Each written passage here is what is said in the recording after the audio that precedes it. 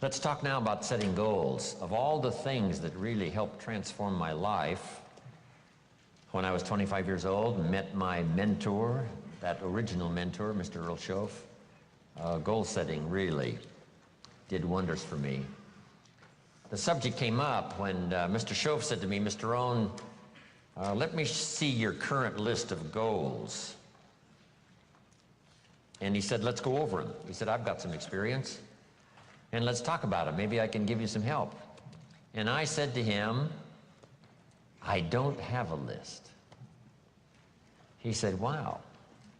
If you don't have a list of your goals, he said, I can probably guess your bank account within a few $100s, which he did. And that got my attention. So here was my response. You mean to tell me if I had a list of my goals, it would make a difference in my bank account? He said, a drastic difference. So that got my attention. I thought, well, I've got to learn how to set goals. And when I learned it, it changed my life forever. Now I've been teaching it now all these years, trying to help people get a better vision of the future. Okay, so make this note. The future's where we're going. You know, the past is where we've been, the present is where we are, and the future is where we're going. And if we can capture this moment in time from our past to now, and then from now to a future more well-designed, with better objectives and better purpose for ourselves, our family, our business, our investments, everything else, then this moment in time will have become extremely valuable.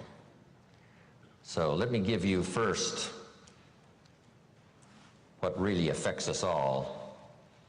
Number one, we're affected by the environment in which we live.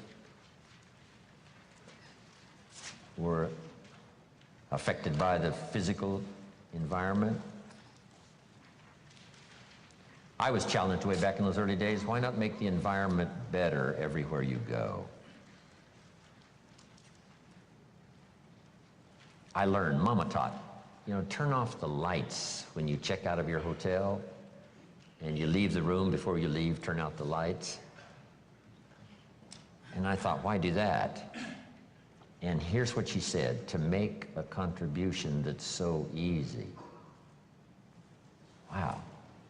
And if you could make a contribution that is so easy, that didn't cost you any money, and didn't cost you any time, you know, didn't cost you a piece of your life, why not make the contribution that's easy? Because if everybody did it, think of how much we would conserve. Someone says, well, yes, but the hotel benefits if you turn out all the lights. And here's the answer that sophisticated people always have. Who cares who benefits? If it benefits the hotel and if everybody did it, probably the cost of the hotel room would come down. So every benefit you can give, every benefit you can share, because here's what happens. If you learn to give, you will what? Receive. Maybe not in the manner in which you gave, maybe not in like kind. Someone will save energy for you because you saved energy for them. But in some mysterious ways, it always comes back to us. If you give, you will receive. In fact, here's what it says, that for the uneducated is a little bit strange. It says it's better to give than it is to receive. Now, see, if you didn't understand, you would say, that doesn't quite make sense. Surely it would be better to receive than to give, and the answer is no. It is much better to give than to receive.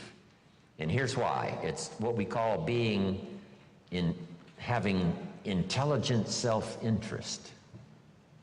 Nothing wrong with self-interest as long as you do it the intelligent way. Here's the key.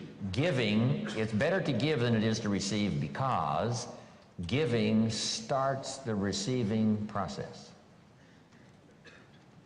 So to act intelligently in your own self-interest, which is good, it's much better to give than it is to receive. Because if all you do is receive, that may be very limited.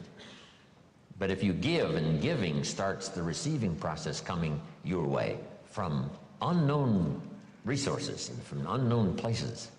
Back it comes around to you because you became a giver. That's one of the unique mysteries of life.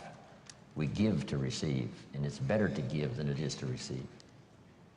So that's what Mama said. Turn out the lights, make a contribution. Why not make the easy ones? Here's what else. We talked about it at our lunch break today to those who were there. It raises your self-esteem, plus your self-respect, that you do things that the average person doesn't do. Maybe if they were taught, they would. Maybe if somebody mentioned it, they would.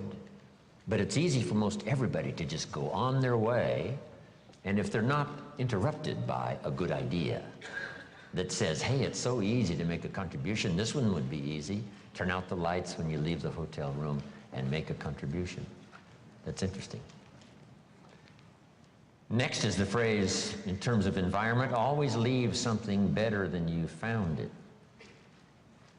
I talked to a man one time who rented out a long list of apartments. And he said, Mr. Rohn, you wouldn't believe it, but when somebody rents an apartment, they usually leave it worse than when they rented it.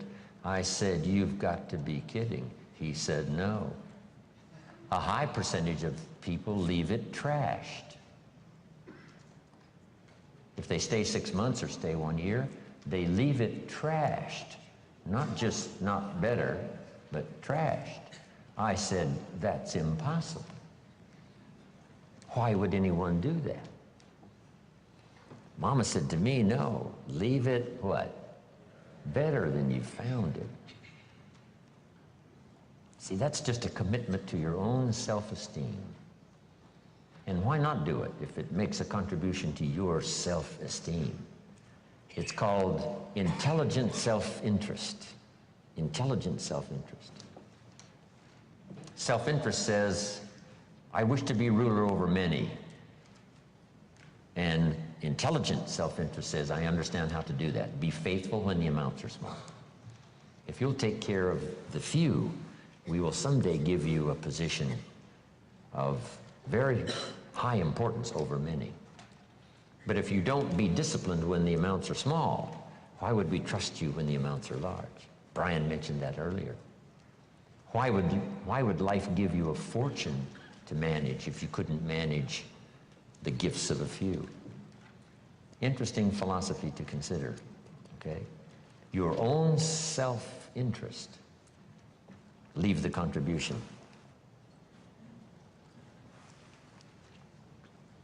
I'm even aware of it when I leave a restaurant and I get me a toothpick, right? And you take off the little cellophane off the toothpick. It's easy to throw it by the cash register, right, or somewhere where it looks like other people have done the same. Mama said, put it in your pocket. Somebody says, wow, a little piece of cellophane, what difference does it make?